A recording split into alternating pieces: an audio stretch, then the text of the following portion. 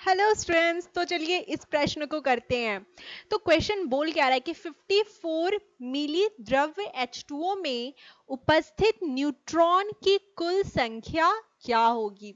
तो देखिए यहाँ पे एक बहुत इंपॉर्टेंट चीज होती है, उसे हम समझ लेते हैं कि जो हमारा जल H2O होता है उसकी जो डेंसिटी, जिसे हम घनत्व भी कहते हैं, घनत्व, वहां क्या होता है कि आपका जो डेंसिटी होता है वह 1 ग्राम पर ml। इसका अर्थ क्या होता है 1 ग्राम पर ml, मतलब 1 gram is equal to 1 ml के बराबर होता है आपके जल के लिए। मतलब क्योंकि यहाँ पे डेंसिटी 1 ग्राम पर ml होता है। अब देखिए तो हम क्या करेंगे, अगर हमें क्वेश्चन में गिवन है 54 ml, तो हम इसे क्या समझते हैं 54 ग्राम। अब हम इसे आसानी से यहां पर हम मोल निकाल सकते हैं। तो बताइए मोल क्या होगा बच्चों। मोल होता है दिया हुआ द्रव्यमान, लिखिए दिया हुआ द्रव्यमान डिवाइड किससे करेंगे, मोलर द्रव्यमान से, मोलर द्रव्यमान से। फॉर्मूले को लिख लिख कर प्रैक्टिस करिए।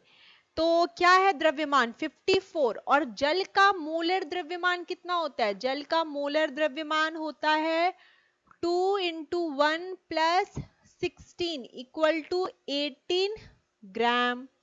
ठीक है, मतलब इसका मतलब क्या होता है कि एक मोल में 18 ग्राम होते हैं, तो यहाँ पे 18, तो ये कितना मोल आ जाएगा, 3 मोल आ जाएगा।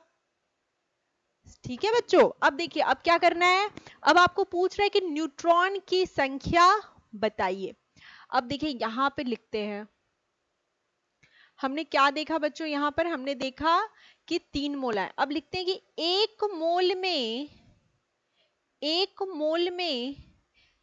6.023 इंटू 10 का पावर 23 अणु उपस्थित होते हैं जल के, जिसे हम क्या Na भी कहते हैं। तो 3 मोल में कितना होगा, 3 मोल में ये संख्या क्या होगी, 3 इंटू Na अणु उपस्थित होते हैं, क्योंकि 6.023 10 का पावर 23 क्या अपना एवोगैड्रो कांस्टेंट कहलाता है।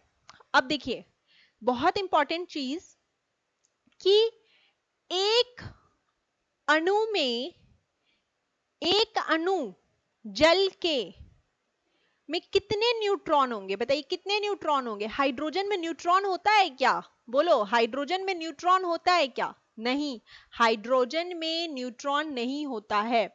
तो हाइड्रोजन का तो 0 हो गया। और ऑक्सीजन में कितने न्यूट्रॉन होते हैं, बताइए ऑक्सीजन में कितने न्यूट्रॉन होते हैं बच्चों। ऑक्सीजन में हमारे होते हैं न्यूट्रॉन, बोलिए 8 न्यूट्रॉन होते हैं, 8 न्यूट्रॉन होते हैं। तो एक अणु H2O में हमें 8 न्यूट्रॉन मिलते हैं। तो अब बताइए कि अगर आपके पास 3 इंटू Na अणु है जल का, H2O का, तो हमारे पास कितने न्यूट्रॉन होंगे, 8 इंटू 3 Na न्यूट्रॉन होंगे। तो क्या हो गया आंसर, बोलिए 24 Na। तो ये आंसर हुआ। Thank you so much.